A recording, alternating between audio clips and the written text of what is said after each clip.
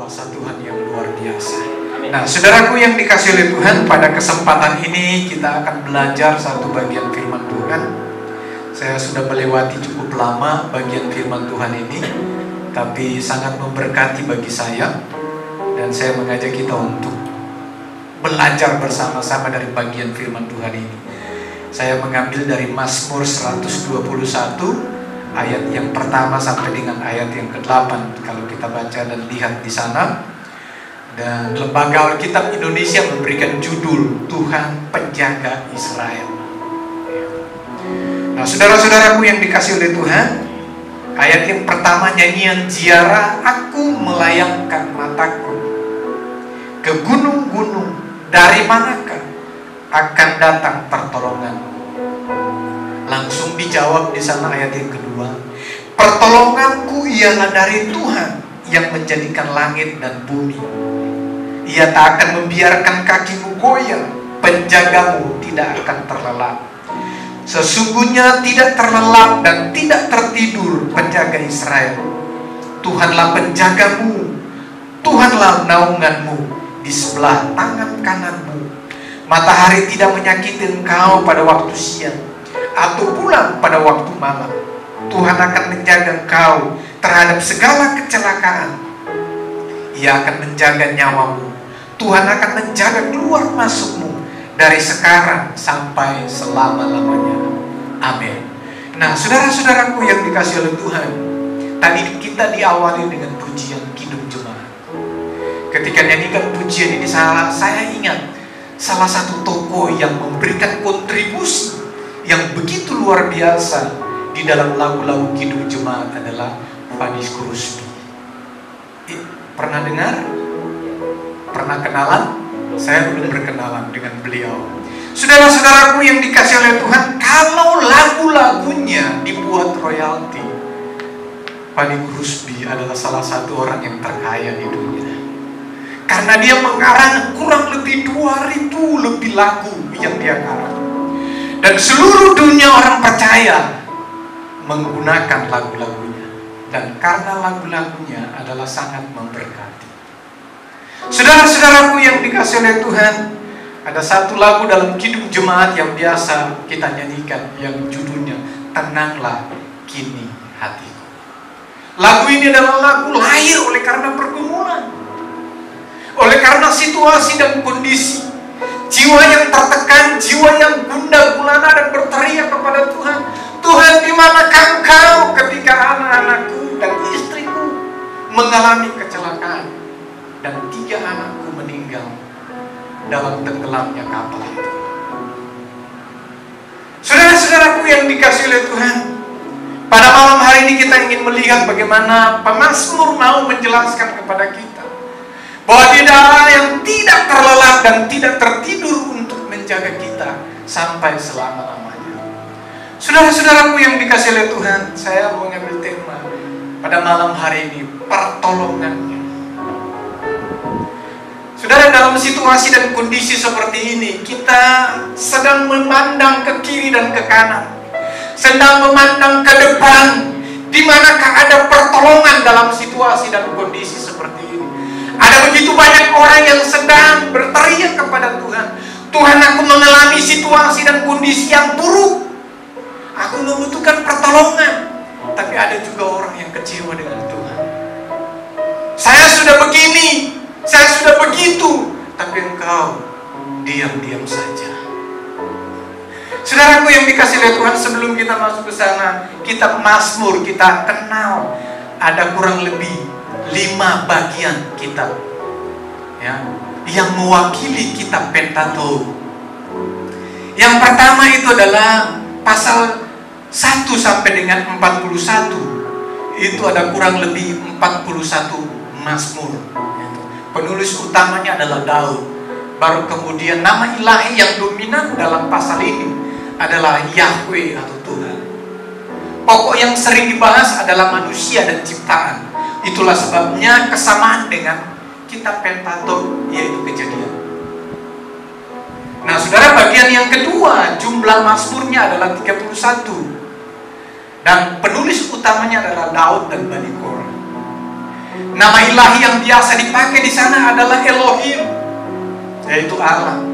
Dan pokok yang sering dibahas adalah pembebasan dan penebusan. Nah, kitab Pentatok mewakilinya adalah Keluaran. Baru kemudian bagian kitab yang ketiga, jumlahnya adalah 17 Mazmur. Penulis utamanya adalah Asaf. Nama ilahi dominan itu Elohim. Nah, saudara, pokok yang sering dibahas adalah penyembahan dan tempat kudusnya Tuhan. Saudara, kesamanya dengan kitab Imamat. Ini dahsyat, saudara. Ketika saya melihat, waduh, luar biasa ketika kita semakin mendalami kitab-kitab ini. Itu mewakili semua kitab Pentatok. Baru kemudian yang bagian keempat, jumlah Mazmurnya ada 17. Nama ilahi yang biasa dipakai adalah Tuhan atau Yahweh. Penulis itu tanpa nama, maka kita akan menemukan tidak ada nama penulis di situ. Maksudnya dia tidak mencantumkan. Biasanya dari Daud, dari Asaf, biasanya begitu. Baru kemudian pokok yang sering dibahas itu adalah padang gurun dan jalan-jalan Allah. Kesamaannya dengan Keluaran. Baru kemudian yang terakhir, yang berikut adalah yang keempat, jumlah Mazmurnya ada 4. Penulisnya adalah Daud dan tanpa nama. Nama ilahi yang sering dipakai adalah Tuhan dan Yahweh. Pokok yang sering adalah firman Allah dan pujian, kesamaannya dengan ulangan. Jadi ada pengulangan dalam pasal-pasal ini. Ya, masih ada satu sebenarnya, tapi tidak tertulis. Nah, saudara, kitab Mazmur sebagai kitab doa dan pujian, kita sudah tahu kitab-kitab tulisan dari kitab Mazmur ini. Baru kemudian kita lihat di sana, maka ada yang pertama banyak ditulis dengan doa kepada Allah. Nah, kita bisa lihat di sana dalam bagian-bagian. Nah, saya percaya semua kita sudah menyelesaikan membaca kitab Mazmur di tempat ini. Bagian yang kedua, yang lain ditulis sebagai nyanyian, sebagai ungkapan pujian, ucapan syukur dan pemujaan kepada Allah dan hal-hal besar yang telah dilakukan. Nah, ketiga, beberapa Mazmur berisi bagian-bagian penting berhubungan dengan Mesias. Nah, kitab Mazmur itu adalah salah satu kitab Perjanjian Lama yang paling banyak dikutip ya, di dalam kitab Perjanjian Baru. Berbicara atau berhubungan dengan Mesias gitu, atau Yesus Kristus dan penderitaan, kebangkitannya, kenaikan ke surga. Itu banyak dibahas. Pertolongan Tuhan buat kita. Malam hari ini kita akan lihat. Nah, ada pertanyaan seperti ini. Di manakah tempat yang aman di bumi ini? Kalau saudara sedikit coba cek di Google, search di manakah tempat yang paling aman, atau kota-kota yang paling kejam juga yang tidak aman. Ada begitu banyak gitu. Nah, di Batam ini juga sudah tidak aman lagi. Dulu atau sering kita dengar dengan begal motornya ya, itu luar biasa gitu. Saya ingat dengan salah satu gereja yang ada di Singapura. Ternyata di Singapura itu banyak juga kejahatan-kejahatan yang kita tidak bisa lihat dengan kasat mata, tapi itu karena beredarnya malam hari gitu. Tapi gereja memiliki peranan yang sangat penting untuk terjadi transformasi di kota ini. Nah, saudaraku yang dikasihi oleh Tuhan, kita tahu bersama dalam hidup ini kita pasti pernah merasakan keberadaan di titik yang paling rendah. Saya tidak tahu saudara pernah mengalami itu atau tidak. Saudara mengalami ada di saat-saat saudara berada di titik paling rendah dalam hidup ini. Enggak tahu. Saya merasakan titik yang paling rendah ketika saya masih SD, SMP, SMA, kuliah. Saya merasa sepertinya Tuhan itu jauh sekali gitu. Dan ini adalah perjuangan yang berat. Kita merasa lemah. Kita merasa tidak tahu arah mana yang harus kita tuju. Enggak tahu saudara berjalan seperti itu atau tidak, atau saudara pernah mengalaminya. Itulah sebabnya kalau kita lihat ada begitu banyak orang yang akhirnya bertanya, Di manakah Tuhan ketika anak saya sedang sakit? Di manakah Tuhan ketika bisnis saya sedang jatuh? Di manakah Tuhan ketika segala sesuatu yang saya butuhkan itu saya tidak dapatkan? Saudara, ada begitu banyak orang sedang bertanya seperti itu. Apalagi di masa pandemi yang begitu naik pada waktu-waktu yang lalu. Saudara, Anda dan saya tidak boleh berhenti begitu saja. Ya, karena perjalanan itu masih panjang. Dan yang perlu dilakukan adalah yakin kepada Tuhan.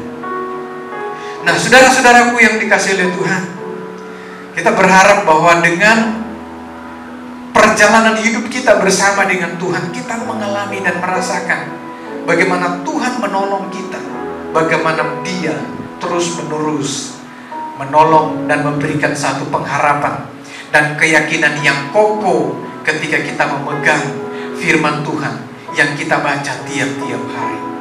Kita membutuhkan Dia, kita membutuhkan pertolongannya. Tapi bagaimanakah kita harus dapat melihat pertolongan Tuhan di dalam kehidupan kita? Oleh karena itu, saudaraku yang dikasihi oleh Tuhan, dari Mazmur 121, Daud mau mengajarkan kepada kita. Ya. Di situ kita melihat bahwa aku melayangkan mataku ke gunung-gunung. Dari manakah akan datang pertolonganku? Saudara, pemazmur meyakini, dia sudah menjawab juga di situ ayat yang pertolonganku ialah dari Tuhan yang menjadikan langit dan bumi. Saudara-saudaraku yang dikasihi oleh Tuhan, Mazmur Syiar ini berbicara mengenai jaminan keamanan hidup. Menurut Mazmur ini ada dua kemungkinan yang bisa kita lihat di sana. Pertama, Mazmur ini dinyanyikan ketika bangsa Israel berziarah tahunan ke Yerusalem. Ayat yang pertama dan yang kedua merupakan pertanyaan para musafir. Dan kalau kita lihat ayat 3 dan 8 merupakan jawaban dari para imam. Ini yang bisa kita lihat daripada yang berikut. Yang kedua, dinyanyikan ketika bangsa Israel pulang kembali ke tempatnya dari Yerusalem. Ini mazmur yang dinyanyikan, yang dibacakan. Baru kemudian keduanya menyeratkan keinginan untuk mendapatkan keamanan dan berkat keselamatan daripada Israel. Nah, saudaraku yang dikasihi oleh Tuhan, jika gunung-gunung yang dimaksud terletak di Yehuda, maka hal tersebut menyimbolkan, ini adalah simbol bahaya. Misalnya ada perampokan, gitu. Karena ya saya belum ke Israel ya, mudah-mudahan bisa ke Israel saya dengan Pak Andi ya. Amin. Kita berharap bisa ke Israel. Ya, Pak Firdi sudah ke sana, pasti sudah tahu bahwa Palestina ke Yerusalem itu berbukit-bukit. Ya kan? Itulah sebabnya pemazmur menyatakan pertanyaan, dari mana pertolongan itu akan datang? Dari Allah yang menciptakan langit dan bumi. Saudaraku yang dikasihi oleh Tuhan, gunung mengingatkan kita akan bukit-bukit pengorbanan penyembahan berhala. Jadi pada zaman itu, di bukit-bukit ada begitu banyak penyembahan berhala. Maka bisa jadi ketika pemazmur memandang ke gunung-gunung, ia membandingkan dengan Allah yang tidak pernah tertidur. Itu di dalam 1 Raja-Raja pasal 18 ayat yang ke-27 kita bisa lihat di sana. Jadi ternyata di Palestina sampai ke Yerusalem itu ada bukit-bukit atau gunung-gunung dan ada padang gurun. Itu catatan Alkitab yang saya baca. Begitu. Dan penjelasan, ya, saya belum ke sana. Tapi itulah yang terjadi. Gitu. Jadi berbicara tentang bukit atau gunung itu adalah tempat orang-orang yang melakukan penyembahan berhala. Jadi iman kepada Allah didasarkan pada 3 hal. Sama dengan kita pada malam hari ini. Kita mau mendasarkan iman kita kepada pribadi yang agung dalam 3 hal yang bisa kita lihat. Yang pertama itu adalah ayat yang kedua. Allah adalah pencipta dunia yang mengatur penuh segala sesuatu dengan kendali penuh. Saudara-saudaraku yang dikasihi oleh Tuhan, kita percaya kepada Allah Tritunggal, Bapa, Anak, dan Roh Kudus, pencipta alam semesta, yang menciptakan saya dan saudara.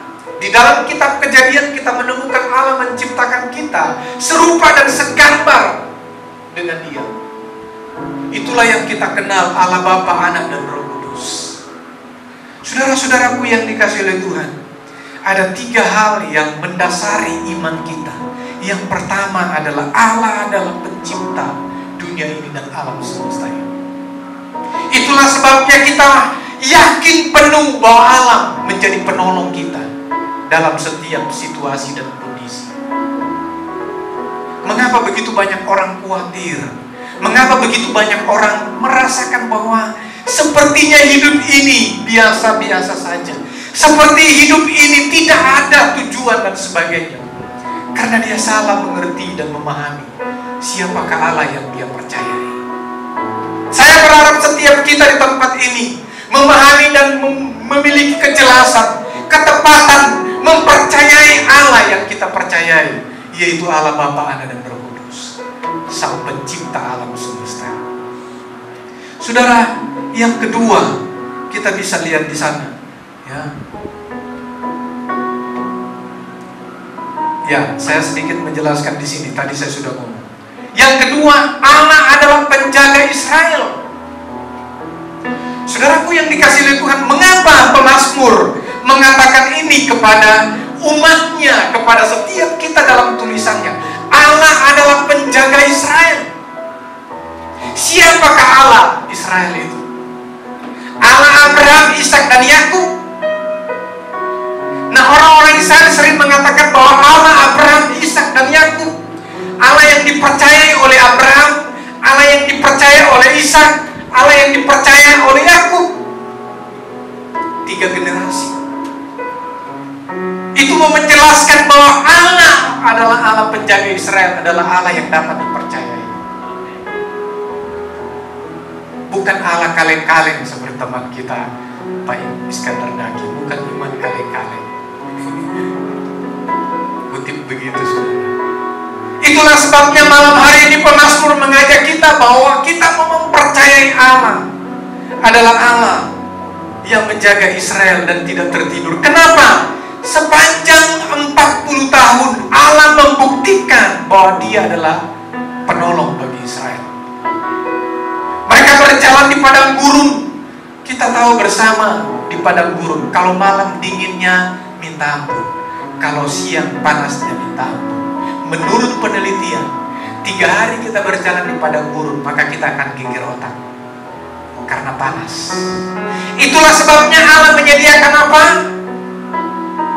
Ketika terik matahari yang begitu panas, ada tiang awan yang melindungi bangsa Israel.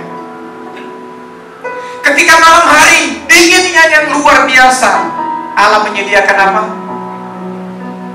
Tiang api, supaya bangsa Israel tidak kedinginan. Siapa yang tidur di sini itu pakai AC? Kalau kita pakai AC ya.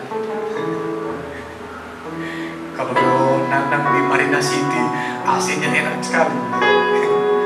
Dinginnya enak, alami.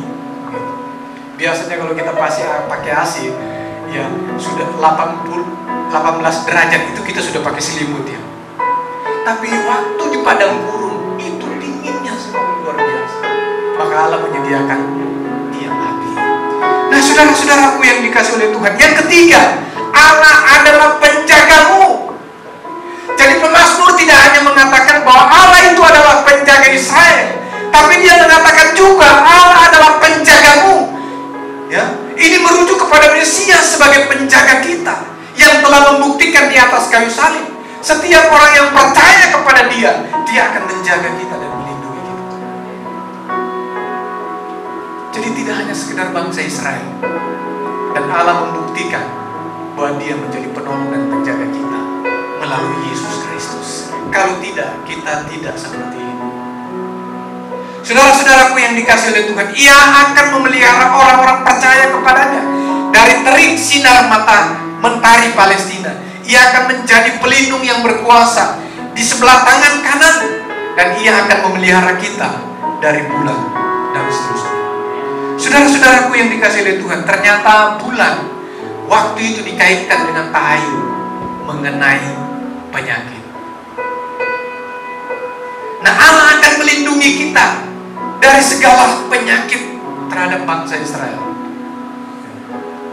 Nah, saudara-saudaraku yang dikasihi oleh Tuhan, kondisi alam Palestina yang berbukit dan berpadang gurun, perjalanan ziarah dari berbagai pelosok Palestina ke Yerusalem bisa menjadi perjalanan yang berbahaya. Saudara, bagaimana perjalanan hidup kita? Dari Nias datang ke Batam, berbahaya enggak? Naik pesawat bahaya. Baling-baling satu patah kan sudah kita langsung terjun bebas. Saya dari Manado juga begitu. Baling-baling satu patah langsung terjun bebas. Perjalanan kita itu berbahaya. Satu kali saya mengalami ketakutan luar biasa ketika melakukan perjalanan dari Pontianak ke Medan. Jadi pesawat itu sudah naik terus. Pada saat dia meluruskan pesawat ini, itu jatuh, mengalami turbulensi katanya ya. Waduh, saya jantungannya mencukup, Tuhan, ke dalam tangan-Mu kuserahkan nyawaku dan istri dan anak-anakku. Saudara, kita mengalami perjalanan yang berbahaya dalam hidup ini. Tapi pemazmur malam hari ini mengajak kita bahwa Dia adalah Allah yang menjaga dan melindungi dan menolong kita. Ada satu statement yang saya angkat di sini. Tanpa Tuhan kehidupan tidak memiliki tujuan. Tanpa tujuan hidup tidak memiliki makna. Dan tanpa makna kehidupan tidak memiliki harapan. Semuanya itu ada di dalam Tuhan. Saudara-saudaraku yang dikasihi oleh Tuhan, persoalannya ada banyak orang tidak menyerahkan itu semua kepada Tuhan. Saudara, yakinlah hanya Allah yang dapat memberikan keamanan sejati. Dia pemilik dunia ini. Secara khusus Dia penebus umat yang percaya kepadanya dalam Kristus Yesus, Anda dan saya. Dia tidak mungkin lalai dalam memelihara anak-anaknya. Ayat yang ketiga sampai dengan yang kelima kita bisa baca di sana. Dia yang menjadikan alam semesta berdaulat dan tetap memegang kendali atasnya. Oleh karena itu, yakinlah, ingat, selalu ada cahaya di ujung terowongan yang gelap. Saya tidak tahu kita sedang berjalan dalam kegelapan atau tidak. Tapi dalam perjalanan yang sulit seperti terowongan yang gelap, tapi di ujung terowongan itu ada cahaya. Dalam perjalanan hidup kita semakin sulit, tapi ada harapan karena ada Yesus yang bersama-sama dengan kita. Paulus mengatakan di dalam 1 Korintus 12 ayat 9a, anugerahku cukup bagimu apabila engkau lemah. Kuasaku menjadi sempurna di dalam engkau. Saudara-saudaraku yang dikasihi oleh Tuhan, di saat kita lemah, ingatlah ada anugerah yang cukup yang Tuhan berikan kepada kita. Dan itu lebih daripada cukup. Saya yakin itu lebih daripada cukup.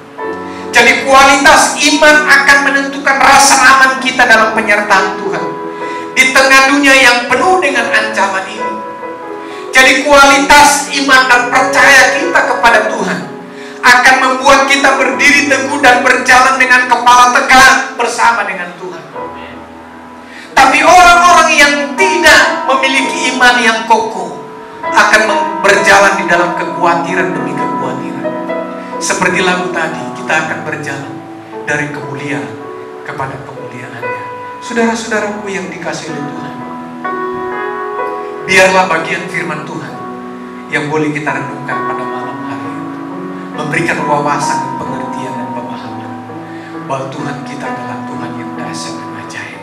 Kita tidak pernah khawatir, kita tidak pernah mengalami yang namanya lemah. Kita akan bergairah bersama-sama, berjalan bersama-sama dengan Tuhan. Memang kita sedang diperhadapkan dengan kekhawatiran, memang kita kita sedang diperhadapkan dengan tantangan yang membuat hati kita ciut, yang membuat kita khawatir. Tapi karena firman Tuhan dan janji-janjinya membuat kita berdiri teguh dan yakin bahwa pertolongan Tuhan itu tepat pada waktunya. Saudara-saudaraku yang dikasihi oleh Tuhan, mari yakinkan dirimu, hidupmu kepada Tuhan. Itulah sebabnya ketika orang-orang memiliki keyakinan yang penuh, dia akan tidur terlelap dan akan bangun pada besok hari dengan segar. Saudara, ada begitu banyak orang yang tidak bisa tidur akhir-akhir ini. Saya percaya semua kita malam hari ini yang hadir itu tidur terlelap sehingga cerah. Makanya lihat muka-mukanya penuh dengan cahaya kemuliaan. Haleluya. Saudara-saudaraku yang dikasihi oleh Tuhan, biarlah bagian firman Tuhan malam hari ini memberikan kita pemahaman dan menolong kita untuk terus mengerti Allah yang kita percayai adalah Allah yang dapat dipercayai. Allah yang kita sembah adalah Allah yang hebat dan luar biasa. Itulah sebabnya alamilah, datang terus kepada Dia ketika kekhawatiran itu datang dalam hidup kita. Itu bukan dari Tuhan, karena Tuhan memberikan kata kita damai sejahtera dan tetap tenang ketika menghadapi pergumulan. Tuhan Yesus memberkati. Mari kita satu di dalam